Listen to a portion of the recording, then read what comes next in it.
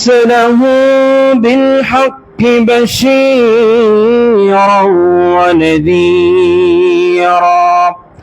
وداعيا إلى الله بإذنه وسراجا منيرا فإن أصدق الحديث كتاب الله وخير الهدي هدي محمد صلى الله عليه وسلم أما بعد فأعوذ بالله من الشيطان الرجيم بسم الله الرحمن الرحيم قاف والقرآن المجيد بل عجبوا أن جاءهم منذر منهم فقال الكافرون هذا شيء عجيب أإذا متنا وكنا ترابا ذلك رجع بعيد قد علمنا ما تنكس الأرض منهم وعندنا كتاب حفيظ أما بعد وقال الله تبارك وتعالى في آية أخرى أعوذ بالله من الشيطان الرجيم بسم الله الرحمن الرحيم إنما المؤمنون إخوة فأصلحوا بين أخويكم واتقوا الله لعلكم ترحمون عن أنس بن مالك رضي الله تعالى عنه قال رسول الله صلى الله عليه وسلم ثلاث من كن فيه وجد حلاوة الإيمان أن يكون الله ورسوله أحب إليه مما سواهما ويحب المرء لا يحبه إلا الله وأن يكره أن يعود في الكفر بعد أن أنقذه الله منه كما يكره أن يلقي في النار رواه البخاري ومسلم الحمد لله সমস্ত প্রশংসা সমস্ত গুণগান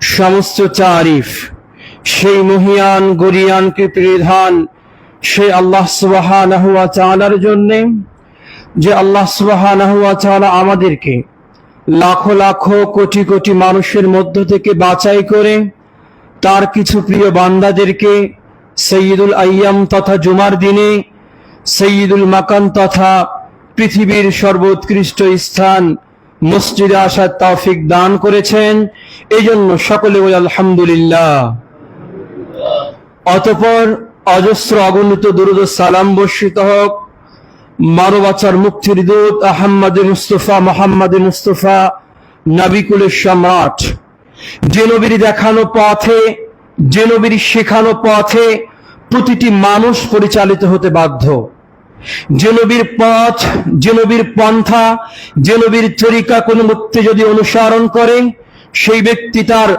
জীবনের সর্বোচ্চ সফলতা জান্নাত পর্যন্ত পৌঁছাতে পারবে ঠিক তেমনি ভাবে সেই নবীর দেখানো পথ সেই নবীর শেখানো পথ থেকে যদি কোনো ব্যক্তি বিন্দুমাত্র বিচ্যুত হয়ে যায় তাহলে তার স্থান হবে জাহান্নাম সেই নবীর উপর দরুদ ও সালাম বর্ষিত হোক আমরা সকলে একবার প্রাণ খুলে বলি আল্লাহুম্মা সাল্লি আলাইহি আল্লাহুম্মা বারিক আলাইহি সম্মানিত সভাপতি মুসল্লিয়ান ইকরাম আজকে সংক্ষিপ্ত জুমার খুতবায় আমি আপনাদের সামনে সংক্ষিপ্ত সময়ে যে বিষয়টি নিয়ে আলোকপাত করার ইচ্ছা পোষণ করি সেটি হচ্ছে উখওয়াতুল ইসলামিয়া তথা একজন মুসলমানের আরেকজন মুসলমানের সাথে আচার ব্যবহার কেমন হওয়া দরকার।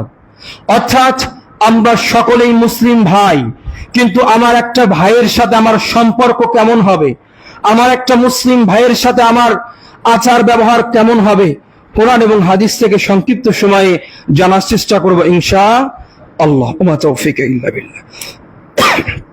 সম্মানিত সভাপতি মুসল্লিয়ান ইকরাম, আল্লাহ রাব্বুল আলামিন আমাদেরকে পৃথিবীর শ্রেষ্ঠ জীব হিসেবে দুনিয়াতে প্রেরণ করেছেন। সেটি কি? আশরাফুল মাখলুকাত। আমরা যারা মুসলিম, যারা মুমিন, আমরা যারা মুসলিম, তারা আমরা পৃথিবীর শ্রেষ্ঠ জীব, আশরাফুল মাখলুকাত। আর এর মধ্যে আল্লাহ রাব্বুল আলামিন আশরাফুল মাখলুকাতকে যে জিনিসটির মাধ্যমে সবচাইতে বেশি সম্মানিত করেছেন, সেটি হচ্ছে একজন মুসলমানের ঈমানের মাধ্যমে। কিসের মাধ্যমে? ঈমানের মাধ্যমে। কোন ব্যক্তির যদি সব কিছু থাকে, ওই ব্যক্তির যদি ঈমান না থাকে, তাহলে ওই ব্যক্তির জীবনের কোনো মূল্য নাই। এজন্য আল্লাহ সুবহানাহু ওয়া তাআলা আমাদেরকে একবারে ঈমান নামক একটি জিনিস দিয়ে আমাদেরকে সৌভাগ্যবান করেছেন। আমরা হচ্ছি আশরাফুল মাখলুকাত, তারপর পরেই আমরা পৃথিবীর শ্রেষ্ঠ জীব হওয়ার পর পরেই আল্লাহ রাব্বুল আলামিন আমাদেরকে ঈমান নামক জিনিস দিয়ে আমাদেরকে সবচাইতে সৌভাগ্যবান করেছেন। সুবহানাল্লাহ। সম্মানিত সভাপতি মুসল্লিয়ান ইকরাম, এর মধ্যে সবচাইতে গুরুত্বপূর্ণ কি? মানুষ আমরা পৃথিবীর যে কোনো প্রান্তেই থাকি না কেন, মনে করেন আমরা বাংলাদেশে অবস্থান করছি, অনেক মানুষ হিন্দুস্তানে, ভারতে অবস্থান করছে, অনেক মানুষ সৌদি আরবে অবস্থান করছে। অর্থাৎ পৃথিবীর যে কোনো প্রান্তে যে কোনো মানুষ, হয়তোবা তার ভাষার আমার ভাষা মিল নাই, হয়তোবা তার শরীরের রং আমার শরীরের রং এক না, হয়তোবা ওই ভাই লম্বা, অন্য দেশের আমার দেশের খাটো। পৃথিবীর যে কোনো প্রান্তে যে কোনো মানুষের ভাষার ভিন্নতা হোক না কেন, যাই ভিন্নতা হোক না কেন, কোন পৃথিবীর যে কোনো স্থানে কোন মুসলিম ব্যক্তি যদি কালেমা তৈয়বাকে স্বীকৃতি দেয়, আল্লাহ সুবহানাহু ওয়া তাআলাকে রব হিসেবে মানে এবং নবী করিম সাল্লাল্লাহু আলাইহি সাল্লামকে নবী ও রাসূল হিসেবে স্বীকৃতি দেয়, সেই হচ্ছে আমাদের মুসলিম ভাই। অর্থাৎ আমি আপনাকে এটাই বোঝাতে চাচ্ছি যে পৃথিবীর যে কোনো প্রান্তে যে কোনো মুসলিম ভাই যদি আল্লাহ সুবহানাহু ওয়া তাআলাকে রব হিসেবে স্বীকৃতি দেয়, তার পাশাপাশি নবী করিম সাল্লাল্লাহু আলাইহি ওয়াসাল্লামকে যদি নবী এবং রাসূল হিসেবে স্বীকৃতি দেয়, তাহলে ওই ব্যক্তি পৃথিবীর যে কোনো প্রান্তে হওয়ার পরেও ওই ব্যক্তি আমার কি? মুসলিম ভাই। এর একটি চমৎকার উদাহরণ কি? নবী করিম সাল্লাল্লাহু আলাইহি সাল্লাম যখন মক্কা থেকে মদিনায় হিজরত করলেন, মক্কা থেকে মদিনায় হিজরত করার পরে দেখলেন যে মুসলিমদের মধ্যে অনেক ঝগড়া বিবাদ, তাদের মধ্যে মিল নেই। তখন নবী করিম সাল্লাল্লাহু আলাইহি সাল্লাম মক্কা থেকে মদিনাতে যাওয়ার পর সর্বপ্রথম যে জিনিসটি কাজ করেছেন, সেটি হচ্ছে আউস এবং খাজরাজ দুটি গোত্র আছে, যে গোত্র 80, 90, 100 বছর তারা দুই গোত্রের মধ্যে যুদ্ধ নিপতিত ছিল, তারা যুদ্ধ করছিল। নবী করিম সাল্লাল্লাহু আলাইহি সাল্লাম যাওয়ার পরে সর্বপ্রথম তিনি ওই আউস এবং খাজরাজের মধ্যে মীমাংসা করে দেন, কারণ মুসলিম ভাইদের মধ্যে কখনো বৈপরীত্য থাকতে পারে না। এই জন্য নবী করিম সাল্লাল্লাহু আলাইহি ওয়াসাল্লাম মুসলিমদের মধ্যে আগে মীমাংসা করে দেন, মীমাংসা করে দেওয়ার পরে তাদের মধ্যে আত্মীয়তা বন্ধন স্থাপন করে দেন, যাতে করে ভবিষ্যতে একজন মুসলিম আরেকজন মুসলিম ভাইয়ের মধ্যে কোনো প্রকার তাদের সম্পর্ক ছিন্ন হয় না। আল্লাহ রাব্বুল আলামিন এর কথা পবিত্র কোরআন মাজিদেও বলেছেন যে ইন্নামাল মুমিনুনা ইখওয়া, যে মুসলিমরা যে কোনো প্রান্তে যে কোনো স্থানে থাকুক না কেন, তারা হচ্ছে ভাই ভাই। ফাসলিহু বাইনা আখওয়াইকুম, তোমাদের ভাইদের মধ্যে যদি কোনো ঝামেলা তৈরি হয়, তোমাদের ভাইয়ের মধ্যে যদি কোনো সমস্যা তৈরি হয়, ফাসলিহু, তাহলে তোমরা তোমাদের ভাইয়ের মধ্যে সমাধান করে দাও, সংশোধন করে দাও। ওয়াত্তাকুল্লাহ, এবং আল্লাহকে ভয় করো। লাআল্লাকুম তুরহামুন, সম্ভবত তোমরা আল্লাহ রাব্বুল আলামিনের দয়া প্রাপ্ত হবে। অর্থাৎ আমি আপনাকে এটাই বোঝাতে যাচ্ছি, পৃথিবীর যে কোনো প্রান্তে যে কোনো মুসলিম হোক না কেন, ও আমার রক্তের সম্পর্ক নাই, তার সাথে আমার কোনো সম্পত্তির সম্পর্ক নাই, তার সাথে আমার কোনো আত্মীয়তার সম্পর্ক নাই। ওই ব্যক্তি রবকে রব স্বীকৃতি দেওয়ার এবং নবী করিম সাল্লাল্লাহু আলাইহি ওয়াসাল্লামকে নবী এবং রাসূল স্বীকৃতি দেওয়ার কারণে ওই ভাই আমার মুসলিম ভাই হয়ে যায়। আসুন, যে মুসলিম ভাইয়ের মধ্যে সম্পর্ক কেমন হবে। এক নম্বর হচ্ছে যে একজন মুসলিম ভাই আরেকজন মুসলিম ভাইকে ভালোবাসবে। আমাদের মুসলিম ভাইয়ের মধ্যে সম্পর্ক কেমন হবে তার এক নম্বর পয়েন্ট বলবো যে একজন মুসলিম ভাই আরেকজন মুসলিম ভাইকে ভালোবাসবে। আমি শুধু মনে মনে, আমি মুখে মুখে বললাম আমার ভাইকে ভালোবাসি, ফিলিস্তিনের ভাইকে ভালোবাসি, যে সিরিয়ার ভাইকে ভালোবাসি, সব ভাইকে ভালোবাসি, কিন্তু আমার অন্তরে নাই, তাহলে এই ভালোবাসা কি প্রকৃত ভালোবাসা হবে? কখনো প্রকৃত ভালোবাসা হবে না।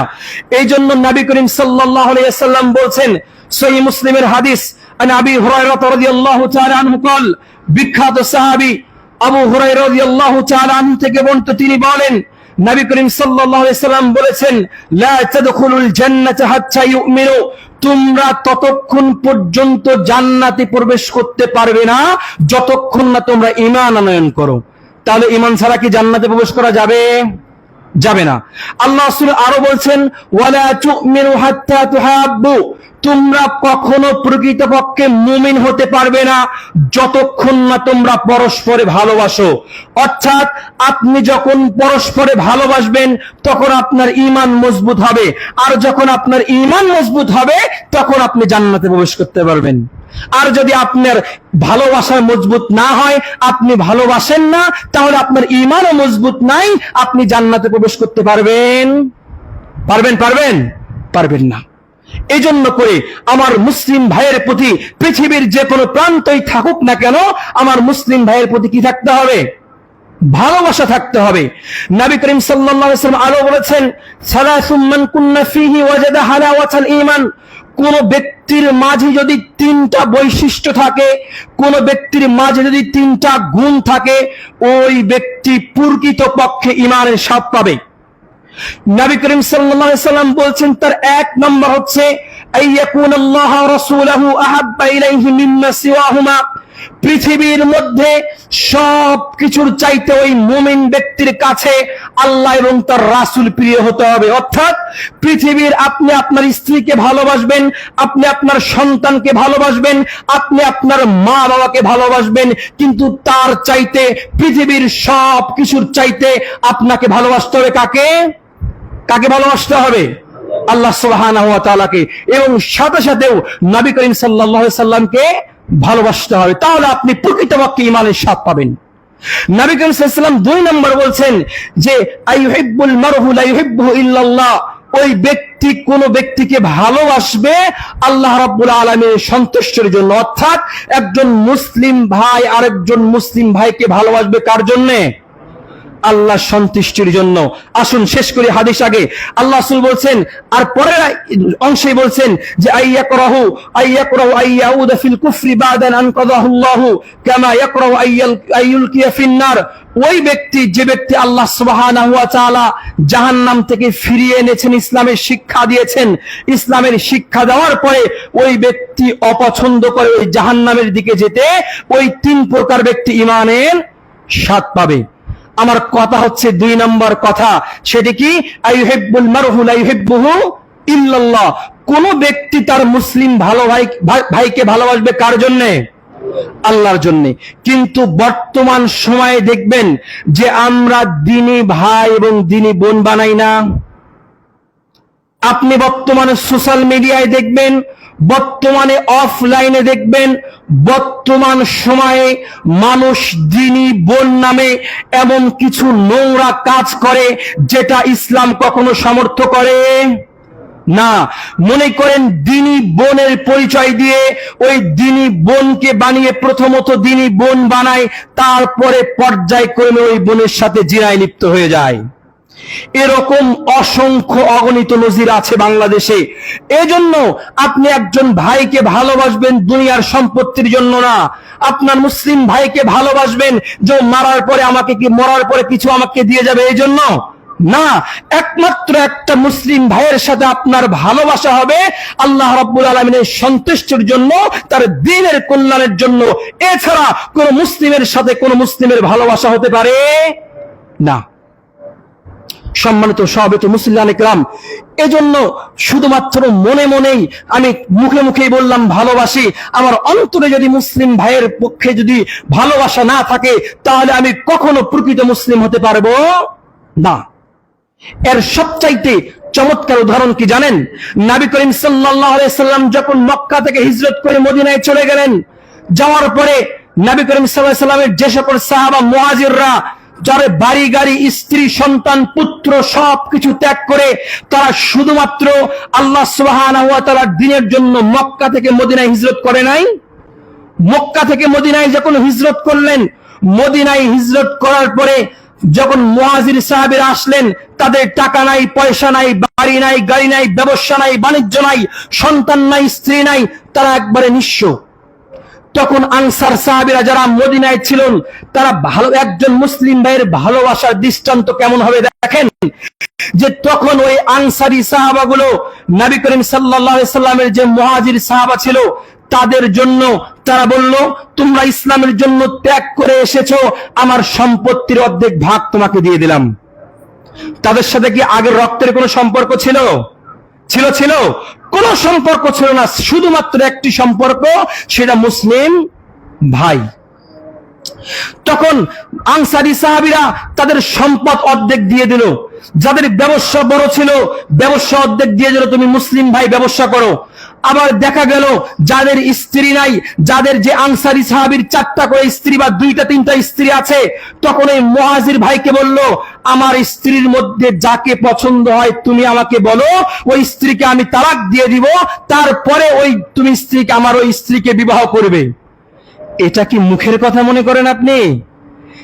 একটা মুসলিম ভাইয়ের সাথে রক্তের সম্পর্ক নাই, কোনো টাকা পয়সার সম্পর্ক নাই, তবুও মুসলিম ভাই হিসেবে তাকে সম্পত্তি, বাড়ি গাড়ি, ব্যবসা বাণিজ্য সব দিয়ে দিচ্ছে, নিজের স্ত্রীকে তালাক দেওয়ার প্রতিশ্রুতি নিচ্ছে শুধুমাত্র একটি পরিচয়ে, সেটি হচ্ছে মুসলিম ভাই।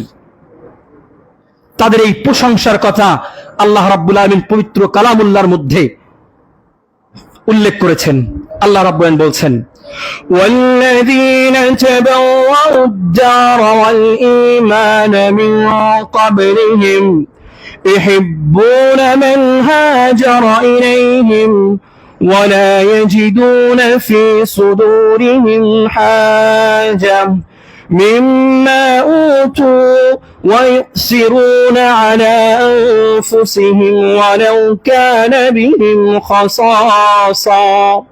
আল্লাহ বলছেন যে যারা মক্কা থেকে মদিনায় হিজরত করে আসলো, ওয়াল্লাযীনা তাবাওয়াউদ দার ওয়াল ঈমান, যারা মক্কা থেকে মদিনায় এসে মদিনাকে তাদের গৃহ বাড়ি বানিয়ে নিল, ওয়াল ঈমান, এবং ঈমানটাকে তারা আশ্রয়স্থল বানালো, মিন ক্বাবলিহিম ইউহিব্বুনা মান হাজারা ইলাইহিম, তাদের পূর্বে যারা মক্কা থেকে মদিনায় আসার কারণে তাকে কি করলো? ভালোবাসলো। ওয়ালা ইয়াজিদুনা ফি সুদুরিহিম হাজা, তারা যে মুহাজির ব্যক্তির আনসার ভাইকে ভালোবাসলো, এর কারণে তাদের অন্তরে কোনো ঈর্ষা নাই, তারা একবারে মন থেকে আনসারী ভাইয়েরা মুহাজিরদেরকে ভালোবেসেছে। আল্লাহ আরো বলছেন যে মিম্মা উতু ওয়া ইউসিরুনা আলা আনফুসিহিম ওয়ালাউ কানা বিহিম খাসাসা, যে ওই আনসারী ভাইয়েরা ক্ষতিগ্রস্ত থাকা সত্ত্বেও ওই মুহাজির ভাইকে প্রাধান্য দিয়েছে। এই জন্য আল্লাহ রাব্বুল আলামিন তাদের কথা পবিত্র কালামুল্লাহর মধ্যে ঘোষণা করে দিয়েছেন। সম্মানিত সভাপতি মুসলিয়ানে কেরাম, আপনি মনে করছেন যে আমি যে আমার মুসলিম ভাইকে ভালোবাসবো এর ফজিলত কি, তাই না? আমি মুসলিম ভাইকে ভালোবাসবো এর ফজিলত জানার দরকার আছে না? এর ফজিলত আছে। কাল কিয়ামতের মাঠে যখন কঠিন অবস্থা হয়ে দাঁড়াবে, যখন আল্লাহ সুবহানাহু ওয়া তাআলার ছায়া ছাড়া আর কোনো ছায়া থাকবে না, আল্লাহ রাসূল সাল্লাল্লাহু আলাইহি ওয়াসাল্লাম বলছেন, কোন ব্যক্তি যদি তার অপর মুসলিম ভাইকে আল্লাহ রাব্বুল আলামিনের সন্তুষ্টির জন্য ভালোবাসে, তাহলে কাল কিয়ামতের মাঠে আল্লাহ সুবহানাহু ওয়া তাআলা আরশের নিচে ছায়া পাবে। সুবহানাল্লাহি ওয়া বিহামদিহি সুবহানাল্লাহিল আযীম। আরেকটি ফজিলতের কথা হাদিসের মধ্যে আসছে যে নবী করিম সাল্লাল্লাহু আলাইহি সাল্লাম বলেন, ইন্না মিন ইবাদাল্লাহি লা উনাসান মা হুম বিআমবিয়া ওয়ালা শুহাদা, শোনো যে মানুষদের মধ্যে, আমার বান্দাদের মধ্যে এমন কিছু মানুষ আছে যে মানুষগুলো নবীও নয়, তারা শহীদও নয়, ইখবিতুহুমুল আম্বিয়া ওয়াশ শুহাদা, তারা নবীও নয়, তারা শহীদও নয়, কিন্তু নবী এবং শহীদ তাদেরকে দেখে ঈর্ষা করবে, তাদেরকে দেখে হিংসা করবে। তখন সাহাবারা বলল, কি লা তুখবিরুনা মান হুম ইয়া রাসূলুল্লাহ, ইয়া রাসূলুল্লাহ, আমরা জেনেছি নবীরা সর্বোত্তম এবং আমরা জেনেছি যারা শহীদ হয় তাদের মর্যাদা অনেক উঁচুতে, অনেক বুলন্দ। তাহলে এমন কোন শ্রেণী আছে, এমন কোন ব্যক্তিগুলো আছে যাদেরকে দেখে নবী এবং শহীদরা হিংসা করবে, ঈর্ষা করবে? তখন নবী করিম সাল্লাল্লাহু আলাইহি সাল্লাম বলছেন, হুম কওমুন তাহাব্বু ফিল্লাহি আলা গায়রি আরহামিন বাইতিহিম ওয়ালা আমওয়াল। তারা হচ্ছে ওই সম্প্রদায় যারা তাদের মুসলিম ভাইকে ভালোবেসেছে, তাদের রক্তের কোনো সম্পর্ক নেই, তাদের টাকা পয়সার কোনো সম্পর্ক নেই, তাদের এই ভালোবাসার কারণে তাদের অবস্থান দেখে নবী এবং শহীদরাও হিংসা করবে। সুবহানাল্লাহি ওয়া বিহামদিহি সুবহানাল্লাহিল আযীম। এবং তিনি আল্লাহ সাল্লাল্লাহু আলাইহি ওয়াসাল্লাম আলো বলছেন যে ইন্না উজুহাহুম লানূর ওয়া ইন্নাহুম আলা নূর, যে কাল কিয়ামতের মাঠে তার ভাইকে ভালোবাসার কারণে তার চেহারা একবারে আলোক উজ্জ্বল হয়ে যাবে। সুবহানাল্লাহ বলবেন না? এবং নবী করিম সাল্লাল্লাহু আলাইহি ওয়াসাল্লাম বলছেন ওয়ালা ইয়াহজানুনা ইযা হুজিনান নাস। আরেকটি ফজিলত হচ্ছে কাল কিয়ামতের মাঠে যখন সকল মানুষ চিন্তায় পড়ে যাবে, কিন্তু তার মুসলিম ভাইকে আল্লাহর জন্য ভালোবাসার কারণে ওই ব্যক্তি বিন্দুমাত্র চিন্তিত হবে না। আল্লাহ আরো বলছেন যে ওয়ালা ইয়াহজানুনা ইযা হুজিনান নাস ইযা খাফান নাস লা ইয়াখাফুন। যখন কাল কিয়ামতের মাঠে সকল মানুষ ভয়ে থাকবে, কাল কিয়ামতের মাঠে ভয়ে থাকার কারণে সকল মানুষ চিন্তিত থাকবে, কিন্তু ওই মুসলিম ভাই আরেক ভাইকে ভালোবাসার কারণে সে বিন্দুমাত্র ভয় পাবে না। এজন্য করে আমি আপনাদেরকে যে কথাটা বোঝাতে যাচ্ছি যে আমরা একমাত্র আমাদের মুসলিম ভাইকে ভালোবাসবো কিসের জন্যে? কার জন্য ভালোবাসবো? পৃথিবীর কোন স্বার্থের জন্য, দুনিয়ার কোন স্বার্থের জন্য, দুনিয়ার কোন সম্পদের জন্য, দুনিয়ার কোন স্বার্থ হাসিল করার জন্য একজন মুসলিম ভাইকে যদি আমি ভালোবাসি তাহলে আমি প্রকৃত মুসলমান হতে পারবো না। সম্মানিত সভাপতি মুসলিয়ানে কেরাম, এটি প্রথমটা বললাম। আসুন দ্বিতীয়টা কি? দ্বিতীয় নাম্বার পয়েন্ট হচ্ছে যে একজন মুসলিমদের মধ্যে আরেকজন মুসলিমদের সম্পর্ক এমন হবে যে একজন মুসলিম আরেকজন মুসলিমের ভাইয়ের উপর জুলুম করবে না। কি করবে না? জুলুম করবে না। অর্থাৎ একজন মুসলিম ভাই আরেকজন মুসলিম ভাইয়ের কখনো ক্ষতি সাধন করবে না। আল্লাহ সাল্লাল্লাহু আলাইহি ওয়াসাল্লাম বলছেন যে আল মুসলিমু আখুল মুসলিম লা ইয়াযলিমুহু ওয়া লা ইয়াখযুলুহু ওয়া লা ইয়াহকিরুহু। একজন মুসলিম আরেকজন মুসলিমের ভাই, লা ইয়াযলিমুহু, ওই মুসলিম ব্যক্তি ওই মুসলিম ভাই আরেকজন মুসলিম ভাইয়ের উপর কখনো জুলুম করতে পারে না। আল্লাহ আরো বলছেন ওয়া লা ইয়াখযুলুহু, একজন মুসলিম ভাই আরেকজন মুসলিম ভাইকে কখনো লাঞ্ছিত করতে পারে না। ওয়ালা ইয়াহকিরুহু, এবং কোন মুসলিম ভাই আরেকজন মুসলিম ভাইকে কখনো তুচ্ছ তাচ্ছিল্য করতে পারে না। কিন্তু কথা হচ্ছে দেখা যায় আমরা একজন মুসলিম ভাইকে বিন্দুমাত্র স্বার্থ হাসিল করার জন্য তাকে আমরা বিন্দুমাত্র ছাড় দিতে চাই না। প্রিয় উপস্থিতি, আল্লাহ রাসূল বলছেন আল মুসলিমু মান সালিম আল মুসলিমুনা মিন লিসানি ওয়া ইয়াদিহি। প্রকৃত মুসলিম তো হচ্ছে ওই ব্যক্তি, প্রকৃত ঈমানদার হচ্ছে ওই ব্যক্তি, প্রকৃত মুত্তাকি হচ্ছে ওই ব্যক্তি যারা হাত থেকে এবং তার জবান থেকে অন্য মুসলিম ভাই হেফাজত থাকে। এখন আপনি চিন্তা করুন যে আপনার মুখের মাধ্যমে, আপনার হাতের মাধ্যমে অন্য কোন মুসলিম ভাইয়ের উপর জুলুম করেছেন কিনা। কিন্তু বর্তমানে দেখা যায় যে আমরা দুনিয়াবি স্বার্থ হাসিল করার জন্য, দুনিয়ার বিন্দুমাত্র টাকা পয়সার জন্য নিজের ভাইয়ের উপর হাত তুলতে দ্বিধাদ্বন্দ্ব করি। এমনটা হয় না বাংলাদেশে? কথা বলতে হবে, হয় না এমন? এজন্য করে দেখবেন আল্লাহ রাসূল বলছেন কোন ব্যক্তি যদি অন্য মুসলিম ভাইয়ের উপর জুলুম করে তাহলে সে কখনো প্রকৃত মুসলিম হতে পারে না। প্রিয় উপস্থিতি, এজন্য আপনি দেখছেন যে একজন মুসলিম ভাইকে গালি দিচ্ছেন, একজন মুসলিম ভাইকে সম্পর্কে গীবত করছেন, একজন মুসলিম ভাই সম্পর্কে চুগলখড়ি করছেন। আপনি যদি এই গুণগুলো থাকে, এই চরিত্রগুলো থাকে, তাহলে আপনি কখনো একজন প্রকৃত ঈমানদার হতে পারবেন না। সম্মানিত সভাপতি মুসলিয়ানে কেরাম, একটু আপনি চিন্তা করুন, একটু ভাবুন যে আমার মাধ্যমে কোনো মুসলিম ভাই কষ্ট পেয়েছে কিনা, আমার মাধ্যমে কোন মুসলিম ভাইয়ের আমি অন্যায়ভাবে সম্পদ গ্রাস করেছি কিনা। আপনি চিন্তা করুন আমার কারণে কোন মুসলিম ভাই বিপদে পড়তে হয়েছে কিনা। আপনি চিন্তা করুন, এই চিন্তা করলে জবাব আপনি নিজেই পেয়ে যাবেন। সম্মানিত সভাপতি মুসলিম ইকরাম, এটা ছিল 2 নম্বর। সময় একটু সংক্ষিপ্ত করে বলছি যে 3 নম্বর যে পয়েন্টটি বলবো সেটি হচ্ছে একজন মুসলিম ভাইয়ের সাথে আরেকজন মুসলিম ভাইয়ের সম্পর্ক কেমন হবে, যে একজন মুসলিম ভাই আরেকজন মুসলিম ভাইকে সাহায্য সহযোগিতা করবে। কি করবে? সাহায্য সহযোগিতা করবে। আপনার মুসলিম ভাই যে কোনো বিপদে পড়ুক না কেন, পৃথিবীর যে কোনো প্রান্তে, আপনি যদি আল্লাহকে রব হিসেবে স্বীকৃতি দেন এবং নবী করিম সাল্লাল্লাহু আলাইহি ওয়াসাল্লামকে নবী এবং রাসূল হিসেবে ভালোবাসেন এবং স্বীকৃতি দেন, আপনার মধ্যে যদি বিন্দু মাত্র এই জিনিস থাকে, তাহলে আপনার সামর্থ্য থাকলে অবশ্যই আপনি মুসলিম ভাইয়ের বিপদে আপনি সাহায্য করবেন। নবী করিম সাল্লাল্লাহু আলাইহি সাল্লাম বলছেন যে মান কানা ফি হাজাতি আখিহি কানা আল্লাহু ফি হাজাতিহি। কোন ব্যক্তি যদি তার কোন মুসলিম ভাইয়ের সাহায্যে থাকে, প্রয়োজনে থাকে, স্বয়ং আল্লাহ সুবহানাহু ওয়া তাআলা ওই ব্যক্তির হেফাজতে থাকবে। সুবহানাল্লাহ বলবেন না? আল্লাহ রাসূল বলছেন যে মান কানা ফি হাজাতি আখি হাজাল্লাহ কানাল্লাহু ফি হাজাতি। কোন মুসলিম ভাই যদি তার মুসলিম ভাইয়ের কোন প্রয়োজনে থাকে, স্বয়ং আল্লাহ সুবহানাহু ওয়া তাআলা ওই মুসলিম ভাইয়ের হেফাজতে থাকবেন। এবং আল্লাহ রাসূল বলছেন যে মান ফাররাজা আন মুসলিমিন কুরবাতুম ফাররাজাল্লাহু আনহু কুরবাতুম মিন কুরাবি ইয়াউমিল কিয়ামাহ।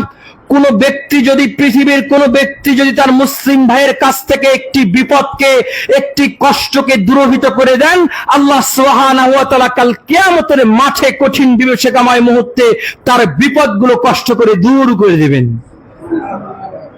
সম্মানিত সভাপতি মুসলিম ইকরাম, এই জন্য করে আমরা যদি অন্য মুসলিম ভাইয়ের প্রয়োজনে আসি, তাকে সাহায্য সহযোগিতা করি, বরং আল্লাহ সুবহানাহু ওয়া তাআলা আমাদের সাহায্য করবেন। এজন্য করে আপনি পৃথিবীতে যে কোনো পরিস্থিতিতে আপনার টাকা আছে, পয়সা আছে, আপনার বাড়ির পাশে একজন মানুষ না খেয়ে পড়ে আছে, সামনে শীতের দিন, শীতের পোশাকের জন্য সে কষ্ট করছে, দিনের পরে না খেয়ে, দিনের পরে অসুখের চিকিৎসা করতে পারছে না টাকার অভাবে, আপনার টাকা সত্ত্বেও যদি ওই মুসলিম ভাইকে আপনি সাহায্য সহযোগিতা না করেন, তাহলে আপনি কখনো প্রকৃত মুসলমান হতে পারবেন না। সম্মানিত সভাপতি মুসলিম ইকরাম, এজন্য করে একজন মুসলিম ভাইয়ের আরেকজন মুসলিম ভাইয়ের বিপদে থাকতে হবে। রাসূল সাল্লাল্লাহু আলাইহি ওয়াসাল্লাম বলছেন যে মাসালুল মুমিনিনা ফি তাওয়াজ্জুহিম ওয়া তারাহুমিহিম ওয়া তাওয়াতুফিহিম মাসালুল জাসাদ। একজন মুসলিম ভাইয়ের সাথে আরেকজন মুসলিম ভাইয়ের ভালোবাসা সম্পর্ক এমন হবে যে একটি শরীরের ন্যায়, যে ইদাশতাকা মিনহু আযউন তাদআলাহু সাইরুল জাসাদ বিসসাহরি ওয়াল হুম্মা। আল্লাহ রাসূল বলছেন যে একজন মুসলিমের সাথে আরেকজন মুসলিম ভাইয়ের সম্পর্ক এমন হবে যে মনে করো তুমি তোমার শরীরের একটা অঙ্গ একটু আহত হয়েছে, ওই একটা অঙ্গ আহত হওয়ার কারণে যেমন ভাবে তোমার পুরো শরীরটা জ্বরে, পুরো শরীরটা ব্যথায় জর্জরিত হয়ে যায়, ঠিক তেমনি ভাবে একজন মুসলিম ভাইয়ের যদি কোনো বিপদ আসে, তোমাকে ওই বিপদের সম্মুখীন হতে হবে। কথা বুঝতে পেরেছেন? যে আমার হাতে যদি একটু বিন্দুমাত্র আঘাত পাই, তাহলে ওই ব্যথা কি শুধু এখানেই থাকে, নাকি আপনার মাথায় ক্যাচ করে, পুরো শরীরে একটা অস্বস্তি কাজ করে না? কাজ করে। ঠিক তেমনই ভাবে মুসলিম ভাইয়ের সহযোগিতায় আপনাকে থাকতে হবে। সম্মানিত সভাপতি মুসলিম ইকরাম, যে এই জন্য করে আপনি মনে করছেন যে কোনো ব্যক্তি অন্য ব্যক্তির উপর জুলুম করছে, কোনো ব্যক্তি অন্য ব্যক্তির উপরে অন্যায় করছে, আপনার যদি সামর্থ্য থাকে ওখানে আপনাকে বাধা দিতে হবে। আপনি মনে করছেন আপনার সাময়িকভাবে শক্তি আছে, পাওয়ার আছে, বল আছে, ক্ষমতা আছে, এই পাওয়ার, এই শক্তি, এই বল, এই ক্ষমতা দিয়ে একজন মুসলিম ভাইয়ের উপর আপনি জুলুম করছেন, আপনি কখনো দুনিয়াতেও ছাড় পাবেন না। আল্লাহ সাল্লাল্লাহু আলাইহি ওয়াসাল্লাম বলছেন যে উনসুর আখাকা যালিমান আও মাজলুমান, তুমি তোমার মুসলিম ভাইকে সাহায্য করো, সে জালেম হোক অথবা মাজলুম হোক। সাহাবারা বলল ইয়া রাসূলুল্লাহ হাযা নানসুরহু মাজলুমান ফাকাইফা নানসুরহু যালিমান। আল্লাহ রাসূল, আমরা জেনেছি যে কোনো ব্যক্তি মাজলুম হলে, তাকে আমরা সাহায্য সহযোগিতা করব, আর যে ব্যক্তি জালেম তাহলে তাকে আমরা কিভাবে সাহায্য সহযোগিতা করব? তাই না? যে ব্যক্তি মাজলুম হয়তো বা তাকে আমরা রক্ষা করব, কিন্তু যে জালেম, যে জুলুম করছে, তাকে আবার কিভাবে আমরা সাহায্য সহযোগিতা করব? আল্লাহ রাসূল সাল্লাল্লাহু আলাইহি ওয়াসাল্লাম বলছেন যে তাহজুজুহু ওয়া তামনাহু মিনাজ যুমলি ফাইন্না যালিকা নাসরুহু, তোমার যদি সামর্থ্য থাকে, তোমার যদি শক্তি থাকে, তোমার যদি পাওয়ার থাকে, ওই জালেম ব্যক্তিকে তুমি বাধা দাও, ওই জালেম ব্যক্তিকে তুমি অন্যায় থেকে বিরত রাখো, এটাই তাকে সাহায্য করা। সম্মানিত সভাপতি মুসল্লি আলাইহিস, এজন্য করে রাসূল সাল্লাল্লাহু আলাইহি ওয়াসাল্লাম যে কিভাবে বাধা দিতে হবে, আপনি মনে করছেন যে আমি কোন মুসলিম ভাইকে একবার লাঠি দিয়ে মাথায় বাড়ি দিয়ে ফেলবো, এমনটা কি সাহায্য মানে এটা? আল্লাহ রাসূল বলছে না। আল্লাহ রাসূল সাল্লাল্লাহু আলাইহি ওয়াসাল্লাম এই সাহায্যের পদ্ধতি বলে দিয়েছেন। আল্লাহ রাসূল সাল্লাল্লাহু আলাইহি ওয়াসাল্লাম বলছেন, মান রাআ মিনকুম মুনকারান ফালিগাইয়িরু বিয়াদিহি, যে তোমাদের মধ্যে যদি কোনো ব্যক্তি অন্যায় খারাপ কাজ দেখে, জুলুমের কাজ দেখে, ফালিগাইয়িরু বিয়াদিহি, তার যদি শক্তি থাকে, ক্ষমতা থাকে, তাকে হাতের মাধ্যমে তাকে প্রতিহত করবে। আপনার যদি শক্তি থাকে, পাওয়ার থাকে, ক্ষমতা থাকে, তাহলে আপনি হাতের মাধ্যমে তাকে ক্ষমতা দিয়ে তাকে আপনি অন্যায় থেকে বিরত রাখতে পারবেন। আল্লাহ তারপরে বলছেন যে ফাইল্লাম ইস্তাতি ফাবিলিসানি, আপনি দেখছেন হাতের মাধ্যমে তাকে বিরত রাখার আপনার শক্তি নাই, বল নেই, তখন ফাবিলিসানিহি, তখন আপনি আপনার জিহ্বার মাধ্যমে, আপনার কথার মাধ্যমে তাকে অন্যায় থেকে বিরত থাকার চেষ্টা করবেন। আল্লাহ রাসূল আরো বলছেন যে ফাইল্লাম ইস্তাতি ফাবিকলবিহি ওয়া যালিকা আযাফুল ঈমান, আর যদি এর সামর্থ্য না হয়, হাতের মাধ্যমে সামর্থ্য নেই, মুখের মাধ্যমে সামর্থ্য নেই, তোমাকে বিন্দুমাত্র হলেও অন্তরের মাধ্যমে তাকে ঘৃণা করতে হবে। এটাই হচ্ছে সবচাইতে দুর্বল ঈমান। কিন্তু আজকে বর্তমানে দেখা যায়, বর্তমান সমাজে চলতে ফিরতে দেখবেন একজন মুসলিম ভাই যদি মাসলুম হয়, অন্য ব্যক্তি তার উপর যদি ক্ষমতা চালায়, দেখবেন হাজার হাজার মানুষ শুধু তাকিয়ে তাকিয়ে দেখে, ওই মুসলিম ভাইকে কেউ সাহায্য করতে যায় না। মনে করছেন আপনি রাস্তা দিয়ে হাঁটছেন, গভীর রাত্রিতে আপনার হাতে আপনার বাড়ির পাশে একজন ভাই হেঁটে যাচ্ছে, তার কাছে টাকা আছে, পয়সা আছে, মোবাইল আছে, অন্য একটা ডাকাত এসে একজন এসে যে তার কাছ থেকে টাকা পয়সা, মোবাইল সবকিছু নিয়ে চলে গেল, ওই মুসলিম ভাইকে আপনি ক্ষমতা থাকা সত্ত্বেও সাহায্য করলেন না, আপনি একদিন ওই বিপদে পড়বেন কিনা এর কোনো গ্যারান্টি আছে? এই জন্য করে আপনি যদি আপনার মুসলিম ভাইয়ের হিফাজতে থাকেন, সাহায্য থাকেন, স্বয়ং আল্লাহ সুবহানাহু ওয়া তাআলা আপনাকে সাহায্য করবেন। এই জন্য আল্লাহ সুবহানাহু ওয়া তাআলা আমাদের একজন মুসলিম ভাই আরেকজন মুসলিম ভাইকে সহযোগিতা করার তৌফিক দান করুন, আল্লাহুম্মা আমিন। প্রিয় উপস্থিতি, আসুন এবার 4 নম্বর, একজন মুসলিম ভাইয়ের সাথে আরেকজন মুসলিম ভাইয়ের সম্পর্ক কেমন হবে। 4 নম্বর পয়েন্টে যে কথাটি বলবো সেটি হচ্ছে যে একজন মুসলিম ভাই আরেকজন মুসলিম ভাইকে কখনো গালি দিবে না। কি করবে না? গালি দিবে না। কিন্তু বর্তমানে আমাদের মুখ দেখবেন এমন চালু হয়েছে যে কিছু না হতে হতে আমাদের মুখ দিয়ে সুবহানাল্লাহ বের হয় নাকি গালি বের হয়। দেখবেন মাথা যদি একটু বিন্দু মাত্র গরম হয়ে যায়, একজন মুসলিম ভাইকে আমি বকা দিতে ছাড়ি, যখন বাসের ড্রাইভার যদি একটু ঘন ঘন থামায়, একটা ধমক দিয়ে কথা বলি না আমরা, হ্যাঁ, বিভিন্ন কথা বলি, কিন্তু একজন প্রকৃত মুসলিমের বৈশিষ্ট্য এটা হতে পারে? কখনো হতে পারে না। এজন্য আমাদের অভ্যাস হয়ে গেছে, সব সময় আমরা মুখ দিয়ে খারাপ ব্যবহার করি, খারাপ আচরণ করি, যার ফলে দেখা যায় আমার সন্তানগুলো বড় হতে হতেও তার মুখ দিয়েও এই খারাপ বাক্যগুলো বের হয়, তাই না? সম্মানিত সভাপতি মুসলিয়ান ইকরাম, আল্লাহ রাসূল সাল্লাল্লাহু আলাইহি ওয়াসাল্লাম বলছেন যে সিবাবুল মুসলিমি ফুসুকুন ওয়া কিতালুহু কুফর, যে একজন মুসলিম ভাইকে বকা দেওয়া, একজন মুসলিম ভাইকে গালি দেওয়া, এটা ফাসিকের কাজ। কিসের কাজ? ফাসিকের কাজ। ওয়া কিতালুহু কুফর, এবং একজন মুসলিম ভাইকে অন্যায়ভাবে হত্যা করা কুফরের কাজ। কিসের কাজ? আপনার ক্ষমতা আছে বলেই আপনি কি একজন মুসলিম ভাইকে হত্যা করতে পারবেন? পারবেন? আল্লাহ রাব্বুল আলামিন বলছেন যে মান কাতালা নাফসান বিগাইরি নাফসিন, যে কোন ব্যক্তি কোন মুসলিম ভাইকে অন্যায়ভাবে হত্যা করলো, আও ফাসাদিন ফিল আরদ, অথবা কোন ব্যক্তি দুনিয়ার মধ্যে ফাসাদ তৈরি করলো, ফাকাআন্নামা কাতালান নাস জামিয়া, ওই ব্যক্তি যেন পৃথিবীর সকল মানুষকে হত্যা করে ফেললো। যে অর্থাৎ যে আপনি যদি একজন মুসলিম ভাইকে অন্যায়ভাবে হত্যা করেন, যে ওই একজন মুসলিম ভাইকে হত্যা করার গুনাহ আপনার হবে না, বরঞ্চ পৃথিবীর সকল মানুষকে হত্যা করার গুনাহ আপনার জিম্মায় চলে যাবে। এবং আল্লাহ রাব্বুল আলামিন বলছেন যে ওয়ামান আহইয়াহা ফাকান্নামা আহইয়ান নাস জামিয়া, কোন ব্যক্তি যদি তার কোন মুসলিম ভাইকে জীবিত করে, বিপদে পড়েছে তাকে টাকা পয়সা দিয়ে চিকিৎসা করে যদি কোন মুসলিম ভাইকে রক্ষা করে, জীবন বাঁচিয়ে দেয়, তাহলে সে যেন পৃথিবীর সকল মানুষকে জীবিত করার মতো সওয়াব পেয়ে গেল। সুবহানাল্লাহ বিহামদিহি সুবহানাল আযীম। প্রিয় উপস্থিতি, যে আল্লাহ রাসূল বলছে, আগে একটা হাদিস বললাম যে সিবাবুল মুসলিমি ফুসুক, যে একজন একটা মুসলিম ভাইকে গালি দেওয়া ফাসিকের কাজ। এখন কথা হচ্ছে, একটি উদাহরণ দিয়ে বোঝাই যে আচ্ছা, যে আমাদের যখন 2019 সালে 20 সালে কোভিড-19 এসেছিল না, করোনা ভাইরাস এসেছিল না, এমন কোন কি আমরা কি পড়েছি যে কোন ব্যক্তি যদি করোনা ভাইরাসে মারা যায় সে জাহান্নামে যাবে? আমরা জেনেছি? জানি নাই। বরঞ্চ আমরা এটা জেনেছি কোন ব্যক্তি যদি মহামারীর মাধ্যমে মৃত্যুবরণ করে তবে ব্যক্তি কোথায় যাবে? জান্নাতে যাবে।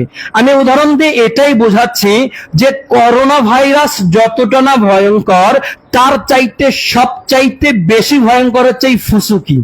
কি? ফুসুকি, অর্থাৎ নিফাকি, মুনাফিকি। কি? মুনাফিকি। যে করোনা ভাইরাস হয়তোবা আপনার জীবনটা শেষ করে দিবে, কিন্তু কোন ব্যক্তির মধ্যে যদি মুনাফিকি থাকে, ফুসুকি থাকে, ওই ব্যক্তির দুনিয়া তো শেষ হবেই, বরঞ্চ ওই ব্যক্তির আখিরাতও শেষ হয়ে যাবে। এখন আপনি আরেকটি কথা বলি, যে কোরআন মানুষকে 4 ভাগে বিভক্ত করেছে। কয় ভাবে? 4 ভাবে।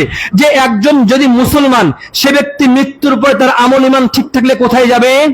জান্নাতে। আর যে ব্যক্তি মুশরিক, সে ব্যক্তি কোথায় যাবে? জাহান্নামে যাবে। আর যে ব্যক্তি কাফের, সে ব্যক্তি কোথায় যাবে? জাহান্নামে যাবে। 3টা গেল, যে মুসলিম জান্নাতে, মুশরিক জাহান্নামে, কাফের জাহান্নামে। 4 নম্বর, যে যারা মুনাফিক তারা তো জাহান্নামে যাবেই, বরঞ্চ আসফালি মিনান নার, জাহান্নামের সর্বনিম্ন স্তরে যাবে। কোথায় যাবে? জাহান্নামের সর্বনিম্ন স্তরে যাবে। ফিরাউন, নমরুদ, তারা কোথায় যাবে? জাহান্নামে। তারা কি জাহান্নামের সর্বনিম্ন স্তরে যাবে? না, বরঞ্চ যারা মুনাফিক তারা কোথায় যাবে?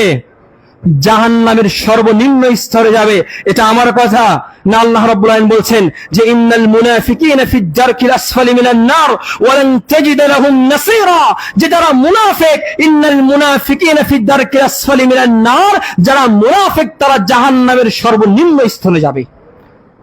ওয়া লান তাজিদ লাহুম নাসীরা, যে তারা ওই দিন কোনো সাহায্যকারী পাবে না। তাহলে এখন আপনি বলবেন যে মুনাফিকি কি কোনো গায়ে, কারো গায়ে লেখা আছে? আপনি যদি ইহুদি দেখতে চান, আপনি ইউরোপ কান্ট্রিতে চলে যান। আপনি যদি নাসারা দেখতে চান, আপনি আমেরিকায় চলে যান। আপনি যদি হিন্দু দেখতে চান, হিন্দুস্তানে চলে যান। আপনি মুসলমান আমাদের বাংলাদেশেও আছে। এখন আপনি বলবেন মুনাফিক আবার কারা? মুনাফিক হচ্ছে তারাই যারা আমাদের সমাজে মুসলিমের বেশ নিয়ে, মাথায় টুপি, মুখে দাড়ি, লম্বা জুব্বা, অনেক বড় পাগড়ি, কিন্তু সে মুসলিম পরিচয় দেয়, তারপরেও তার মনের মধ্যে কি থাকে? মুনাফিকি থাকে। এই ব্যক্তি ওই কাফের আর মুশরিকের চাইতেও ভয়ঙ্কর। কথা বুঝছেন? ও মুসলিম, ও নামাজ পড়ে, ও রোজা করে, ও যাকাত দেয়, ও 5 ওয়াক্ত নামাজ মসজিদে এসে পড়ে, কিন্তু এতটা সত্ত্বেও তার মুনাফিকি থাকার কারণে ওই ব্যক্তি ওই কাফের মুশরিকের চাইতে ভয়ঙ্কর। আল্লাহ রাসূল সাল্লাল্লাহু আলাইহি ওয়াসাল্লামকে মুনাফিকরা বিপদে ফেলে নাই? ফেলেছে না? আব্দুল্লাহ বিন উবাই বিন সুলুল, যে ইয়া বড় জুব্বা, ইয়া বড় পাগড়ি, সুবহানাল্লাহ আলহামদুলিল্লাহ জিকির করতে করতে আল্লাহ রাসূলের কাছে এসে বসে থাকতো, তারপরেই দেখা যেত কিছুক্ষণ পরে অন্য জায়গায় পেঁচ লাগাইতো, তাই না? মুনাফিকের সহজ একটি উদাহরণ দিয়ে আবার বোঝাই। মুনাফিক কারা জানেন? মনে করছেন আপনার মসজিদে একটা ভালো কাজ হচ্ছে, আপনি তাকে ভালো মনে করে শেয়ার করলেন বিষয়টা, তার পরবর্তীতে এই মসজিদ বিরোধী যারা আছে তাদের কাছে গিয়ে বলল যে ভাই ওরা না ইমুক উমুক বলতেছে, দেখেন কি করা যায়। এরাই হচ্ছে মুনাফিক। মুনাফিকের মাথা দুইটা, দ্বিমুখ আচরণ, যে আপনার কাছে একরকম আচরণ করবে, এই কথা আরেক জায়গায় যায় আরেক রকম আচরণ করবে। এরাই হচ্ছে মুনাফিক। এই জন্য মুনাফিকের কথা কেন বললাম? ওই যে মুসলিম ভাইকে গালি দেওয়া, আল্লাহ রাসূল সাল্লাল্লাহু আলাইহি ওয়াসাল্লাম বলছেন যে মুনাফিকের একটা গুণ হচ্ছে, মুনাফিকের একটা চরিত্র হচ্ছে ওয়াইদা খাসামা ফাজারা। মুনাফিকরা যখন ঝগড়া বিবাদ লেগে যায় তখন সে মুখ দিয়ে খারাপ কথা বলে। কি কথা বলে? খারাপ কথা বলে। আমি ওই দূর থেকে আপনাকে মুনাফিক পর্যন্ত নিয়ে আসলাম এই জন্য, যারা আমরা কথায় কথায় গালি দেই, তাহলে আমার মধ্যে কি আছে? কি আছে? মুনাফিকি চরিত্র আছে। এখন আপনিই বুঝালেন মুনাফিকের চরিত্র থাকলে আমার অবস্থান কোথায় হবে। সম্মানিত সভাপতি মুসলিয়ান ইকরাম, যে 4 নম্বর আমরা বললাম যে আমরা কখনো একজন মুসলিম ভাইকে গালি দিব না। এবার আসুন 5 নম্বর যে কথাটি বলবো সেটি হচ্ছে যে একজন মুসলিম ভাই আরেকজন মুসলিম ভাইকে নিয়ে ঠাট্টা উপহাস করবে না। কি করবে না? ঠাট্টা উপহাস করবে না। অর্থাৎ আপনি একজন মুসলিম ভাই হিসেবে অন্য মুসলিম ভাইকে নিয়ে কখনো উপহাস করতে পারেন? মনে করেন কেউ একটু খাটো, তাকে আপনি বলেন এ বাট্টু এদিকে আয়, বলে না? এটা বলা যাবে? কেউ একটু কালো, তাকে আমরা কাল্লু বলি, তাই না? এরকম নানান কথা আছে। কিন্তু আল্লাহ তাআলা বলছেন যে একজন মুসলিম ভাই আরেকজন মুসলিম ভাইকে নিয়ে কখনো ঠাট্টা করতে পারে? আল্লাহ রাব্বুল আলামিন বলছেন, يا أيها الذين آمنوا لا يسخر قوم من قوم عسى أن يكونوا خيرا منهم ولا نساء من نساء عسى أن يكن خيرا منهن। আল্লাহ বলছেন যে ইয়া আইয়ুহাল্লাযীনা আমানু, হে ঈমানদার গণেরা, হে মুসলিমরা, হে বিশ্বাসীরা, লা ইয়াসখার কওমুম মিন কওম, তোমরা একজন কওম হয়ে, একজন ব্যক্তি হয়ে আরেকজন কওমকে নিয়ে কখনো তুমি হাসি ঠাট্টা করিও না। একটা জাতি হয়ে মনে করো তোমার বংশ একটু চৌধুরী বংশ, আরেকজন ফকির বংশ, তুমি চৌধুরী বংশ দেখে ফকির বংশে কখনো তুমি হাসি ঠাট্টা করতে পারো? তোমার নামটা অনেক সুন্দর, তুমি দেখতে শুনতে অনেক ভালো, এই বলেই তুমি একজন তোমার অন্য ভাইকে, তুমি যার চোখ নাই তাকে কানা, যার পা নাই তাকে ন্যাংরা বলতে পারো না? এটা কে বলেছেন?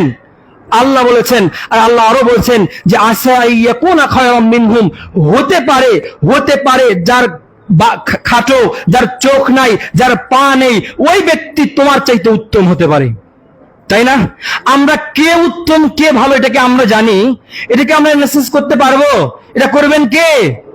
বরঞ্চ তাহলে আমার মুসলিম ভাইকে যে আমি হাসি ঠাট্টা করছি, হতে পারে ওই ব্যক্তি আমার চাইতে কি হবে? ভালো হবে।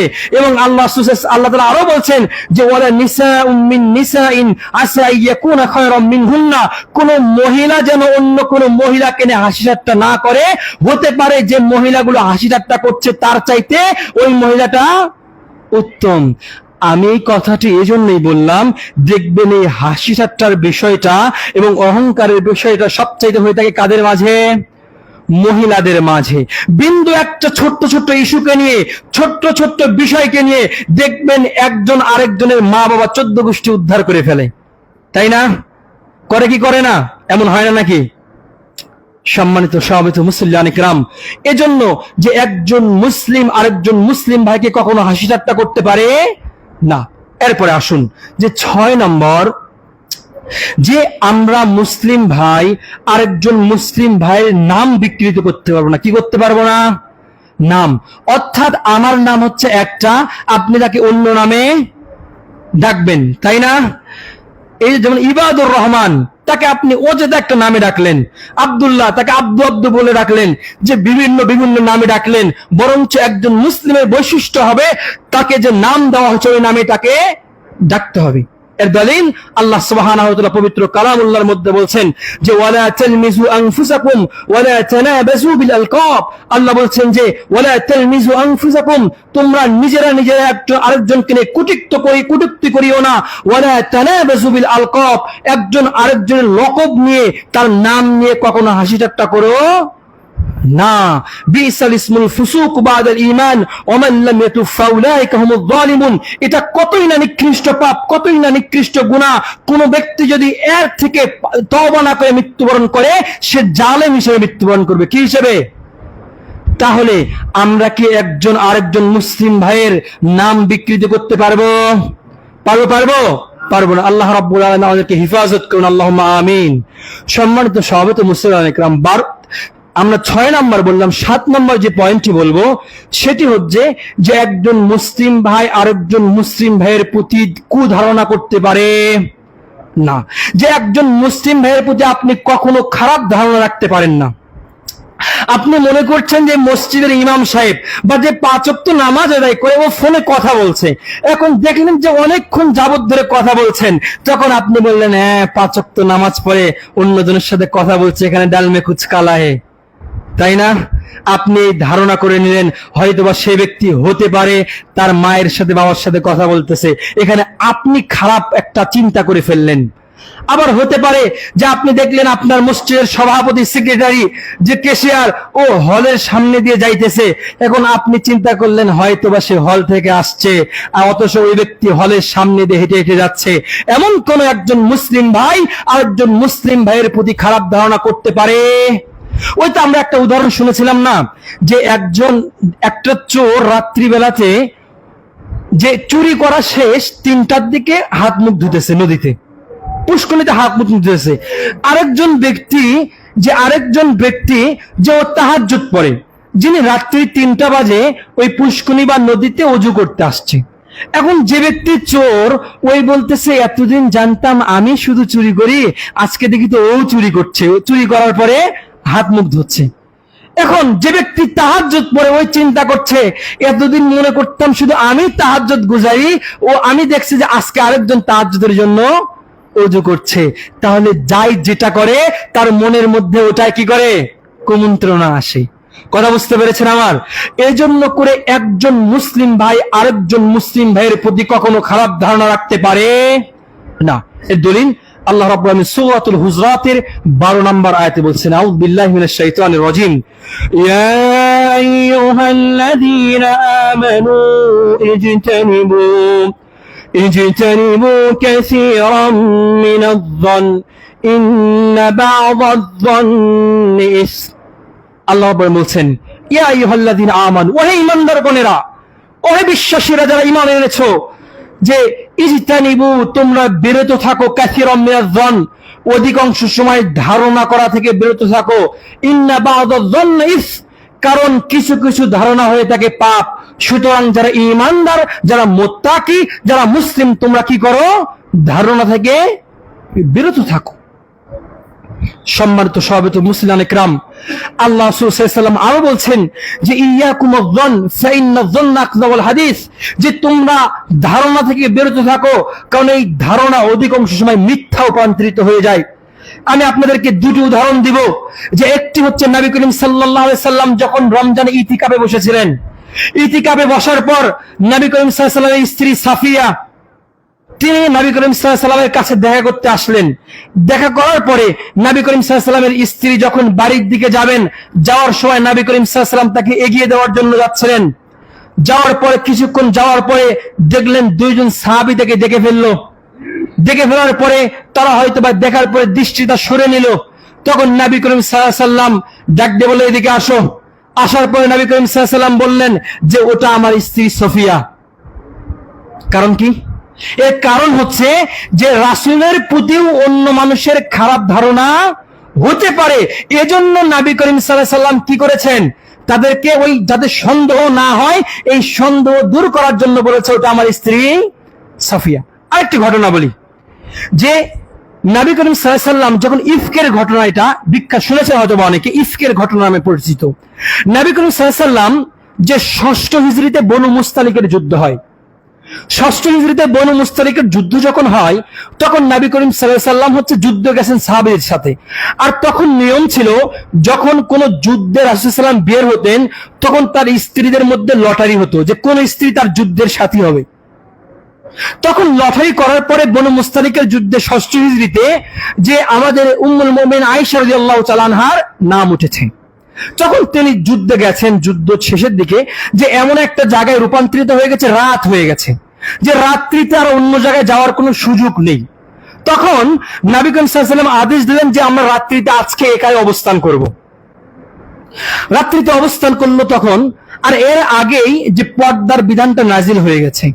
এখন তো অবস্থান করছেন, অবস্থান করার পরে যখন ফজর হবে, ফজরের আগে আগে আয়েশা রাদিয়াল্লাহু তাআলা আনহা তার প্রয়োজন সারতে গেছেন। প্রয়োজনের জন্য গেছেন, যে তার হাজার সারার জন্য গেছেন। যাওয়ার পরে আয়েশা রাদিয়াল্লাহু তাআলা আনহা তার গলার হারটা হারিয়ে ফেলেছে। হারিয়ে যখন ফেলার পরে আয়েশা রাদিয়াল্লাহু তাআলা হারটা খুঁজছিলেন, কোথায় পড়ে গেল, দামি একটা হার। নবী করিম সাল্লাল্লাহু আলাইহি ওয়াসাল্লাম তাকে দিয়েছিলেন, যে হারটা খুঁজতেছেন। খুঁজতে খুঁজতেই যে এমন অবস্থা হয়ে গেল, আয়েশা রাদিয়াল্লাহু তাআলা আনহা চিন্তা করলেন হয়তোবা কাফেলা চলে যাবে, আমি তাড়াতাড়ি করে চলে যাই, পরবর্তীতে খোঁজা যাবে। কাফেলা যদি চলে যায় তাহলে আমি যেতে পারবো না। তখন আয়েশা রাদিয়াল্লাহু তাআলা আনহা যখন দেখলেন, যাওয়ার পরে দেখলেন যে কাফেলাও চলে গেছে। এখন আয়েশা রাদিয়াল্লাহু তাআলা বুদ্ধিমতী মহিলা, তিনি চিন্তা করলেন এখন যদি আমি একটা রোড দিয়ে যাই তাহলে আমি তাদেরকে খুঁজে পাবো না, আমি এই জায়গায় বসে থাকি, যখন তারা আমাকে না দেখবে আবার এই জায়গাতেই ফিরে আসবে। আয়েশা রাদিয়াল্লাহু তাআলা বসে আছেন। বসে থাকার পর তখন সাফওয়ান বিন মুআত্তাল নামে একটা সাহাবীর দায়িত্ব ছিল, যখন কোনো একটি দল চলে যাবে, যাওয়ার পর তুমি সর্বশেষ দেখবা কেউ ছাড়া পড়ে গেল কিনা। তখন সাফওয়ান বিন মুআত্তাল এসে দেখলেন আয়েশা রাদিয়াল্লাহু তাআলা আনহা, আর তখন পর্দার বিধান চেহারা দেখে না, কিন্তু আগে যখন দেখেছেন তখন চিন্তা করলো, দেখে বোঝা যাচ্ছে এটা কে, আয়েশা রাদিয়াল্লাহু তাআলা আনহা। তখন আয়েশা রাদিয়াল্লাহু তাআলা আনহাকে নিয়ে তখন তিনি বললেন নবী করিম সাল্লাল্লাহু আলাইহি ওয়াসাল্লামের সাথে গেলেন। যাওয়ার পরে তখন এই যে মুনাফিক ছিল আব্দুল্লাহ বিন উবাই বিন সুলুল, মুনাফিক কত ভয়ঙ্কর এখানে আপনি মিলিয়ে নেন। তখন আব্দুল্লাহ বিন উবাই বিন সুলুল তখন মানুষের কাছে রচনা করলো যে আয়েশা রাদিয়াল্লাহু তাআলা আনহা এবং সাফওয়ান বিন মুআত্তাল কোন একটা কাজ করেছে, নাউযুবিল্লাহ মিন যালিক। তখন এই কথাটা আব্দুল্লাহ বিন উবাই বিন সুলুল সরিয়ে দিল।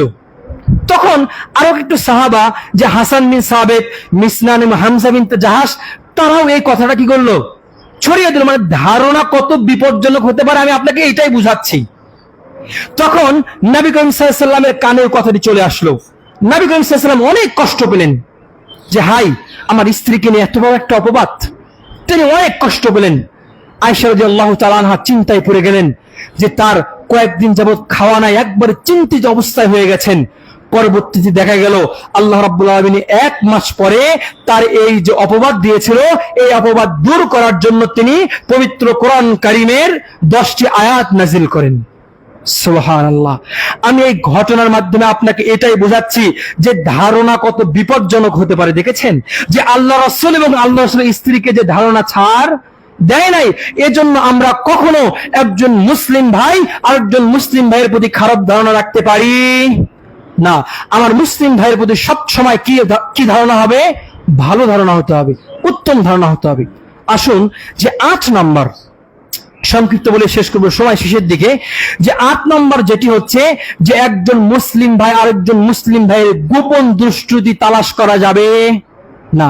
আল্লাহ তাআলা বলছেন ওয়ালা তাজাসসু, তোমরা গোয়েন্দাগিরি করিও না, একজন আরেকজনের দোষ তোমরা বর্ণনা করিও না। আল্লাহ রাসূল বলছেন যে মান সাতারা মুসলিমান সাতারাল্লাহু লাহু ইয়াউমাল কিয়ামা, যে ব্যক্তি দুনিয়ার বুকে একজন মুসলিম ভাইয়ের দোষ ত্রুটি গোপন রাখবে, আল্লাহ সুবহানাহু ওয়া তাআলা ওই ব্যক্তির কাল কিয়ামতের মাঠে তার দোষ ত্রুটি গোপন রাখবে। সুবহানাল্লাহ। তাহলে আমাদের কি পাপ হয় না? আমি যে পাপ করি, আমার ভাইয়ের যদি পাপ অন্যের কাছে করি, মনে রাখবেন আমার কথাও আল্লাহ রাব্বুল আলামিন সকল মানুষের সামনে বর্ণনা করে দিবেন। আরেকটি হাদিস শোনাই, সে তিরমিজির হাদিস, যে সাইয়্যিদুর রাসূলুল্লাহ সাল্লাল্লাহু আলাইহি সাল্লাম ফানাদা বিসাউতিন রাফিকিন, নবী করিম সাল্লাল্লাহু আলাইহি সাল্লাম মেম্বারের উপরে উঠলেন, ফানাদা বিসাউতিন রাফিকিন, তিনি সুউচ্চ চিৎকার করে দিয়ে বলছেন, ফাকালা ইয়া মা'শারা মান আসলামা বিলিসানি ওয়া লাম ইফিদিল ঈমান ইলা কলবি, ও হে মুসলমানরা, যারা তোমরা ঈমান আনয়ন করেছো, শুধু মনে মনে ঈমান আনয়ন করেছো, তোমাদের ঈমানটা এখনো অন্তরে প্রবেশ করে নাই, অর্থাৎ যারা নতুন মুসলমান হয়েছো। আল্লাহ রাসূল বলছেন যে লা তুউদুল মুসলিমিনা ওয়ালা তুআইয়িরুহুম, যে তোমরা কোন মুসলিম ভাইকে কষ্ট দিও না, ওয়ালা তুআইয়িরুহুম, এবং কোন মুসলিম ভাইকে তোমরা অপবাদ দিও না, ওয়ালা তাত্তাবিউ আওরাতুহুম, এবং তোমরা কোন মুসলিম ভাইয়ের গোপন ত্রুটি বর্ণনা করো না। আল্লাহ রাসূল বলছেন কত ভয়ঙ্কর, দেখেন যে ফাইন্না মান ইয়াত্তাবিউ আওরাত আখি, যে ব্যক্তি কোন মুসলিম ভাইয়ের গোপন তথ্য গবেষণা করবে, খুঁজবে, ইয়াত্তাবিউল্লাহু আওরাতা, তখন ওই ব্যক্তির গোপন দৃষ্টি স্বয়ং আল্লাহ তাআলা খোঁজা শুরু করে দিবেন। আপনার পেছনে যদি আল্লাহ তাআলা লাগেন, আপনার ছাড় আছে। আল্লাহ আরো বলছেন যে ওয়া মান ইয়াত্তাবিউল্লাহু আওরাতা, আর যে ব্যক্তি ব্যক্তির পেছনে আল্লাহ সুবহানাহু ওয়া তাআলা গোপন ত্রুটি খোঁজা শুরু করবেন, ইয়াফযাহু ফি বাইতিহি, ওই ব্যক্তিকে আল্লাহ সুবহানাহু ওয়া তাআলার বাড়িতেই তাকে লাঞ্ছনা করে দিবেন। কেমন?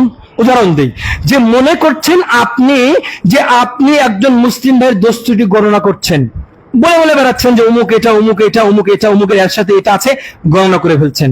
আল্লাহ সুবহানাহু ওয়া তাআলা আপনার পেছনে লাগলো আপনার দোষ ত্রুটি গোপন করার জন্য। দেখবেন এমন অবস্থা হবে, আপনার পরিবারের সবাই মিলে এমন বসে আছেন, দেখবেন এই সময় এমন কিছু কাণ্ড হবে, আপনার মান সম্মান সব শেষ হয়ে যাবে। হতে পারে আপনি লুঙ্গি পরে আছেন, যে আপনি প্যান্ট পরে আছেন, আপনার প্যান্টটা খুলে গেল, আপনার বাড়িতে আপনি লাঞ্ছনার শিকার হয়ে গেলেন, আপনাকে রাগ করলেন? এজন্য করি যে একজন মুসলিম হয়ে আরেকজন মুসলিম ভাইয়ের দোষ ত্রুটি গণনা করা যাবে যাবে যাবে আসুন, যে 9 নম্বর যে কথাটি বলবো, যে একজন মুসলিম ভাই আরেকজন মুসলিম ভাই সম্পর্কে গীবত করতে পারে না। কি করতে পারে না? গীবত করতে পারে না। আল্লাহ সুবহানাহু ওয়া তাআলা বলছেন যে ওয়ালা ইয়াগতাব বা'দুকুম বা'দা আইয়ুহিব্বু আহাদুকুম আইয়াকুলা লাহমা আখিহি মাইতান ফাকারাহতুমু, যে তোমরা একজন আরেকজন সম্পর্কে গীবত করো না। আইয়ুহিব্বু আহাদুকুম, তোমাদের মধ্যে কেউ কি ভালোবাসো, আইয়াকুলা লাহমা আখি, তোমরা তোমাদের মৃত্যু ভাইয়ের গোশত খাবে। আমরা কি ভালোবাসি? আল্লাহ তাআলা বলছেন ফাকারিহতুমু, তোমরা অবশ্যই এটাকে অপছন্দ করো। তার একজন মৃত্যু ভাইয়ের গোশত খাওয়াটা না যত বড় গুনাহ, তার চাইতে বড় গুনাহ কি কি কি? গীবত করা। আল্লাহ রাসূল সাল্লাল্লাহু আলাইহি ওয়াসাল্লাম বললেন আতাদরুনা মাল গীবা, ও সাহাবারা তোমরা কি জানো গীবত কাকে বলে? আল্লাহ রাসূল সাল্লাল্লাহু আলাইহি ওয়াসাল্লাম সাহাবারা বলল আল্লাহু ওয়া রাসূলুহু আ'লাম, আল্লাহ এবং তার রাসূলই ভালো জানেন। তখন নবী করিম সাল্লাল্লাহু আলাইহি ওয়াসাল্লাম বললেন যিকরুকা আখাকা বিমা ইয়াকরাহ, তুমি তোমার ভাই সম্পর্কে এমন কোন দোষ ত্রুটি অন্য কোন মুসলিম ভাই সম্পর্কে উল্লেখ করলে যে মুসলিম ভাই সেটা পছন্দ করে না। এর শাস্তি কি জানেন? সংক্ষিপ্তভাবে বলি, নবী করিম সাল্লাল্লাহু আলাইহি ওয়াসাল্লাম যখন মিরাজে গেলেন, কোথায় গেলেন? মিরাজে গিয়ে দেখলেন যে এক প্রকার ব্যক্তি পাথর দিয়ে তাদের মুখগুলোকে থেতলাচ্ছে, যে নিজের মুখগুলোকে দিয়ে নিচেরাই থেতলাচ্ছে, নিজে আঘাত করে রক্ত রঞ্জিত হয়ে যাচ্ছে। তখন নবী করিম সাল্লাল্লাহু আলাইহি সাল্লাম জিবরাইলকে জিজ্ঞাসা করলো, জিবরাইল, যে এই ব্যক্তিরা কারা, নিজেরাই নিজেদেরকে আঘাত করছে, নিজেরাই নিজেকে শাস্তি দিচ্ছে? নবী করিম সাল্লাল্লাহু আলাইহি সাল্লামকে জিবরাইল উত্তর দিলেন, ইয়া রাসূলুল্লাহ, ইয়া হাবিবাল্লাহ, এরা হচ্ছে ওই সকল ব্যক্তি যে সকল ব্যক্তিরা দুনিয়ার বুকে অন্য মুসলিম ভাই সম্পর্কে গীবত করত, এর শাস্তি স্বরূপ। আর এখানে তারা ওই ঈদ দ্বারা নিজেরাই নিজেদের মুখে আঘাত করছে। নাউযুবিল্লাহ মিন যালিক। আল্লাহ রাব্বুল আলামিন আমাদেরকে হেফাজত করুন, আল্লাহুম্মা আমিন। আরেকটা লাস্ট একটা বলবো, সেটি হচ্ছে 10 নম্বর যে কথাটি বলবো। অনেক কথাই আছে, যে আমি প্রায় 20টা পয়েন্ট লিখে এনেছিলাম বা সাজিয়ে এনেছিলাম, 10টা পর্যন্ত শেষ করে ভবিষ্যতে সময় হলে বলবো ইনশাআল্লাহ। যে 10 নম্বর সেটি যে কথাটি বলবো সেটি হচ্ছে যে একজন মুসলিম ভাই যাচাই বাছাই ছাড়া অন্য কোনো মুসলিম ভাইয়ের কোনো কিছু বর্ণনা করতে পারে না। কথা বুঝছেন? আমি আপনাকে এই উদাহরণ দিয়ে বুঝাই। বর্তমান সময়ে ফেসবুক, টুইটার, মেসেঞ্জার, ইউটিউবের যুগ হওয়ার কারণে আপনি দেখবেন বর্তমান সময় এমন হয়ে গেছে, একজন ভাই সম্পর্কে এমন কোন দোষ ত্রুটি গণনা করলো, আপনি চিন্তা করলেন না, আপনি একটু ভাবলেন না, আপনি সত্য মিথ্যা বাছাই করলেন না, আপনি এটা শেয়ারের মাধ্যমে আরেকজন মুসলিম ভাইকে শেয়ার করে দিলেন, তার কাছে পৌঁছে দিলেন। আপনি ওই যে ব্যক্তি এটা মিথ্যা রচনা করেছে, সে যতটুকু পাপী হবে, আপনি এটা মানুষের কাছে পৌঁছানোর কারণে আপনিও সে পরিমাণ পাপী হবেন। আজকে হয় না যে আপনি মনে করেন ফেসবুকে আপনি শেয়ার দিলে জান্নাত ইনকাম করলেন? একটি কথা বলি, বর্তমান সময়ে আপনি ফেসবুকের মাধ্যমে দাওয়াতি কাজ করতে পারবেন, তাই না? আপনি একটি ভালো নিউজ বা ইসলামিক আলোচনা শেয়ার করলেন, এর মাধ্যমে অন্য একটা মুসলিম ভাই যদি হিদায়াত পায়, কোন একটা আমল করে, তাহলে সওয়াব আপনি পাবেন কি পাবেন না? এবং ঠিক তেমনই ভাবে আপনি যদি একটা গান শেয়ার করেন, অন্য যত মুসলিম ভাই শুনে পাপ হবে, এর একটা পার্সেন্টেজ আপনি অটোমেটিক পেয়ে যাবেন। এজন্য করে আমরা যারা কথা বলবো, এজন্য করে আমরা যারা অন্য কিছু শেয়ার করব, অন্য দোষটি বর্ণনা করব, অবশ্যই যাচাই বাছাই করব। আল্লাহ তাআলা কি বলছেন দেখেন, আল্লাহ তাআলা বলেন, ইয়া আইয়ুহাল্লাযীনা আমানু ইন জাআকুম ফাসিকুন বিনাবাইন ফাতাবায়ানু। আল্লাহ তাআলা বলছেন, ইয়া আইয়ুহাল্লাযীনা আমানু, ও হে ঈমানদারেরা, ইন জাআকুম ফাসিকুন বিনাবাইন, যখন তোমাদের কাছে যদি কোনো ফাসিক আসে, সংবাদ নিয়ে ফাতাবাইয়ানু, এটাকে তোমরা আগে দেখো, এটাকে আগে তোমরা ভালো করে বিশ্লেষণ করে দেখো এটা সঠিক কিনা। এই আয়াতের একটা শানে নুজুল আছে। শানে নুজুল কি, যে একটা গোত্র তারা ইসলাম ধর্ম গ্রহণ করেছে, নতুন গোত্র ইসলাম ধর্ম গ্রহণ করেছে। ইসলাম ধর্ম গ্রহণ করার পরে আল্লাহ রাসূল সাল্লাল্লাহু আলাইহি ওয়াসাল্লাম যে তারা যাকাত দেবে, যাকাত দেওয়ার জন্য আল্লাহ রাসূল সাল্লাল্লাহু আলাইহি ওয়াসাল্লাম তাদেরকে পাঠালেন, একজন সাহাবীকে পাঠালেন যে তুমি যাও, যে তাদের কাছ থেকে যাকাত নিয়ে আসো। যখন নবী করিম সাল্লাল্লাহু আলাইহি ওয়াসাল্লামের আদেশে ওই সাহাবী যাকাত নেওয়ার জন্য গেল, যাকাত নেওয়ার পরে গিয়ে দেখলো যে ওই সম্প্রদায় তাদের বাড়ির বাইরে সকলে দাঁড়িয়ে আছে। এখন ওই সাহাবা দূর থেকে দেখলেন যে দূরে দাঁড়িয়ে আছে এতগুলো লোক, হয়তো আমাকে আক্রমণ করবে, যেহেতু তার আগে কাফের ছিল, হয়তো আক্রমণ করবে। এজন্য করে ওই সাহাবাটা ফিরে আসলো।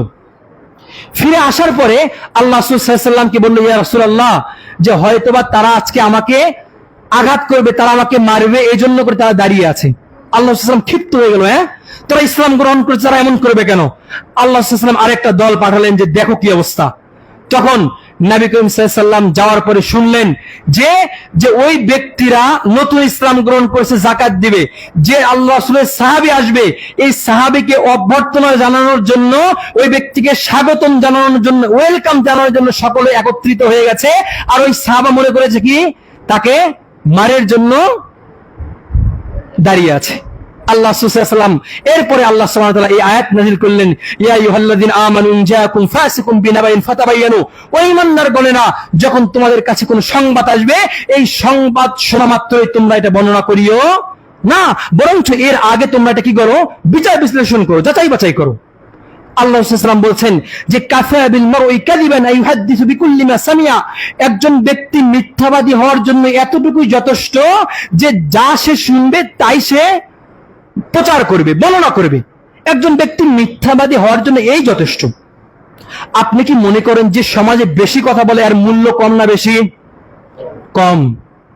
এজন্য আপনি চেষ্টা করবেন, আপনি মুমিন হিসেবে, আপনি মুত্তাকি হিসেবে, আপনি ঈমানদার হিসেবে, আপনি রবের বান্দা যদি স্বীকৃতি দেন এবং নবী করিম সাল্লাল্লাহু আলাইহি সাল্লামের যদি একানিষ্ঠ অনুসারী হন, তাহলে অবশ্যই অবশ্যই আপনি কখনো একজন মুসলিম ভাইয়ের গোপন দোষটি মানুষের কাছে এটা বিচার বিশ্লেষণ ছাড়া আপনি কখনো বর্ণনা করতে পারেন।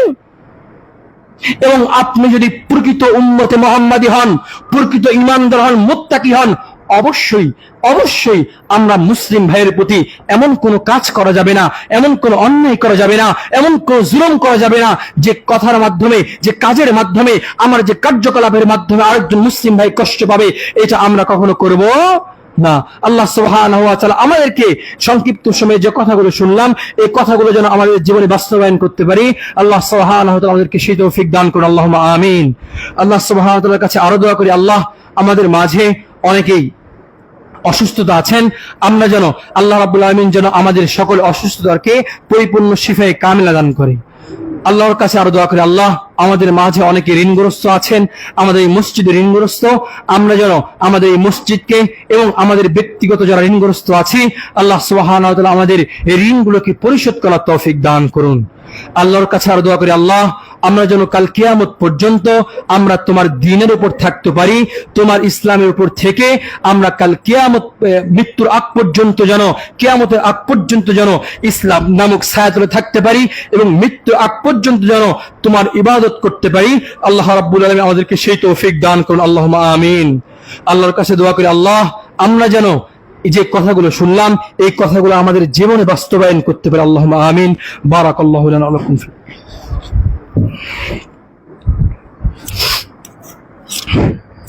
ইন্নাল হামদুলিল্লাহ আলহামদুলিল্লাহি নাহমাদুহু ওয়া নাস্তাঈনুহু ওয়া নাস্তাগফিরুহ ওয়া নাউযু বিল্লাহি মিন শুরুরি আনফুসিনা ومن سيئات أعمالنا من يهده الله فلا مضل له ومن يضلل فلا هادي له وأشهد أن محمدا عبده ورسوله أما بعد فقد قال الله تبارك وتعالى في كلامه المجيد وفي فرقانه الحميد أعوذ بالله من الشيطان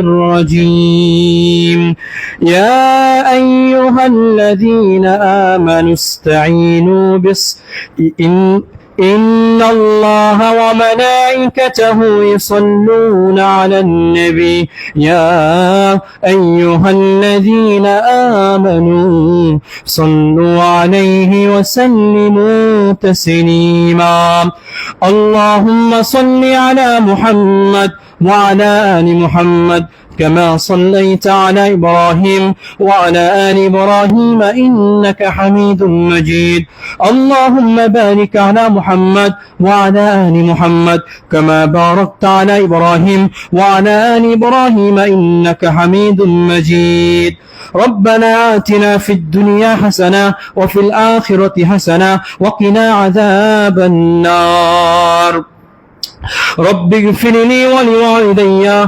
وللمؤمنين يوم يقوم الحساب رب ارحمهما كما ربياني صغيرا رب ارحمهما كما ربياني صغيرا اللهم انصر المسلمين في كل مكان اللهم انصر المسلمين في فلسطين اللهم انصر المسلمين في غزة اللهم انصر المسلمين في سوريا عباد الله إن الله يأمر بالعدل والإحسان وإيتاء ذي القربى وينهى عن الفحشاء والمنكر والبغي يعظكم لعلكم تذكرون فاذكروا الله يذكركم واشكروه على نعمه يزدكم ولذكر الله أكبر والله يعلم ما تصنعون قوموا للصلاة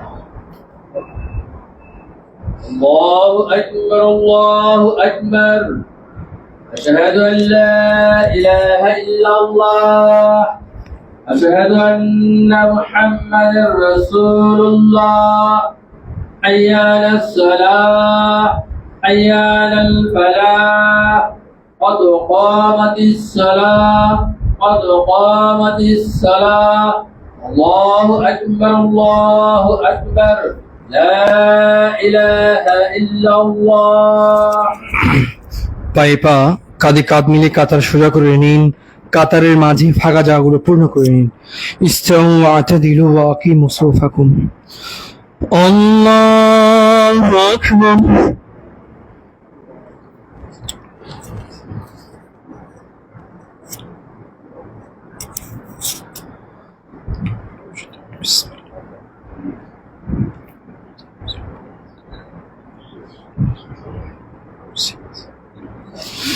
الحمد لله رب العالمين الرحمن الرحيم مالك يوم الدين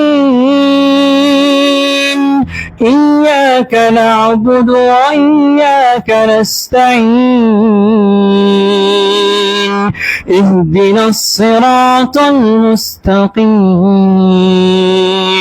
صراط الذين أنعمت عليهم غير المغضوب عليهم ولا الضالين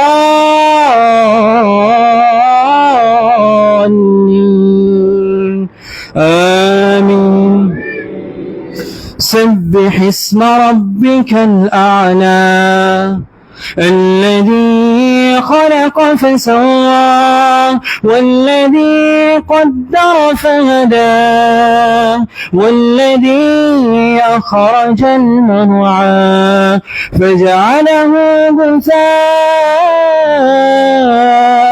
أحوى سنقرئك فلا تنسى إلا ما شاء الله إنه يعلم الجهر وما يخفى ونيسرك لليسرى فذكر إن نفعت الذكرى سيذكر من يخشى ويتجنبها الأشقى الذي يصلى النار الكبرى ثم لا يموت فيها ولا يحيا قد أفلح من تزكى وذكر اسم ربه فصلى بل تؤثرون الحياة الدنيا والآخرة خير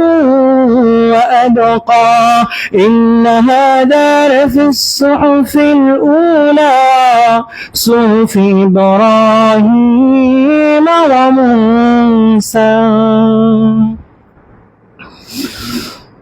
الله أكبر.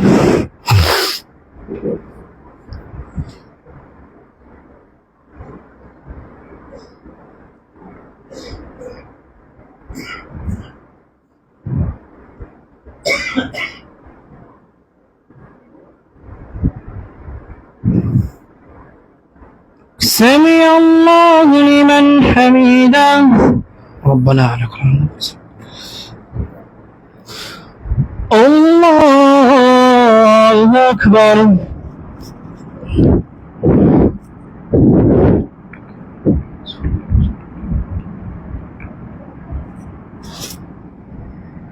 الله أكبر.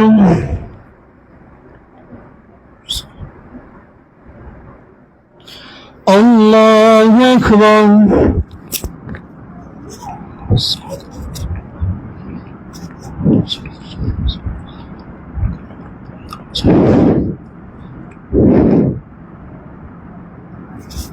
الله أكبر. الحمد لله رب العالمين الرحمن الرحيم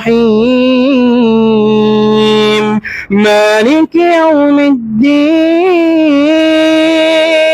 إياك نعبد وإياك نستعين اهدنا الصراط المستقيم صراط الذين أنعمت عليهم غير المغضوب عليهم ولا الضالين آمين.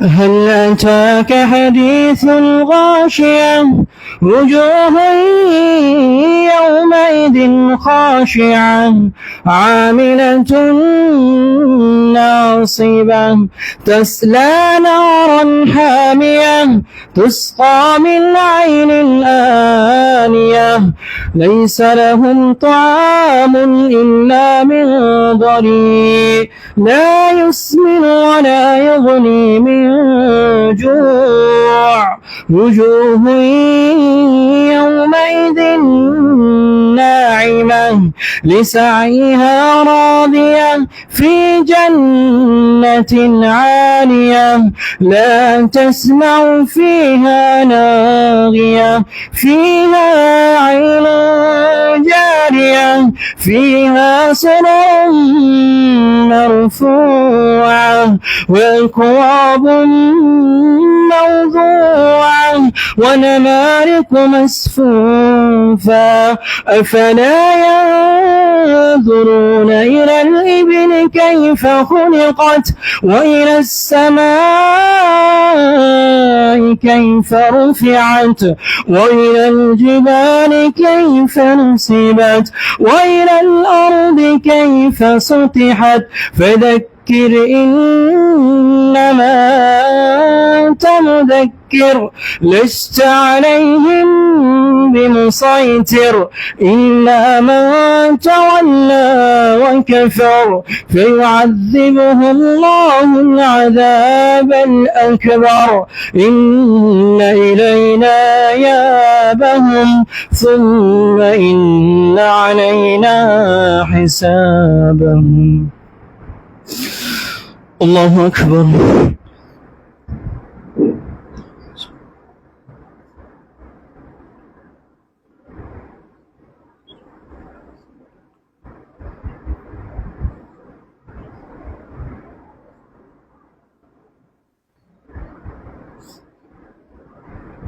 سمع الله لمن حمده.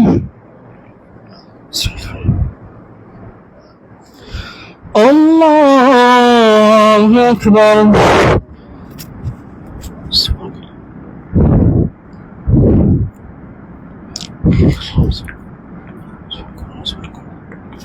الله أكبر.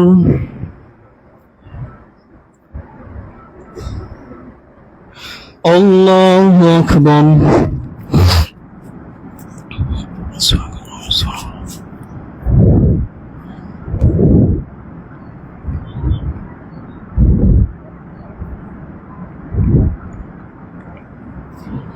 الله أكبر.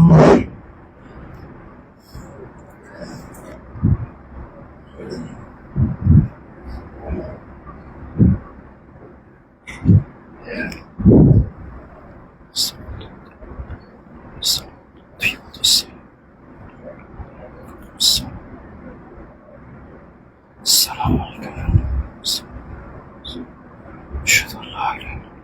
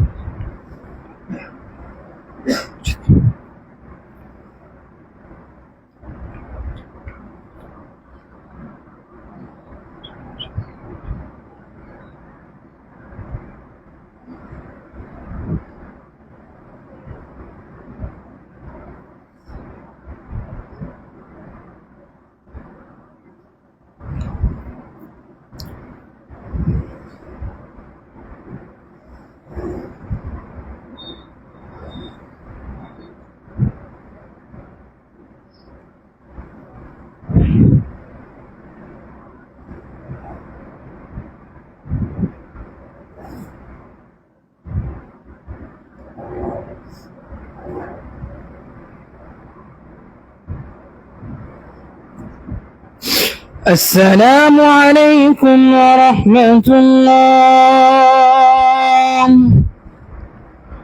السلام عليكم ورحمة الله. الله أكبر. استغفر الله. استغفر الله.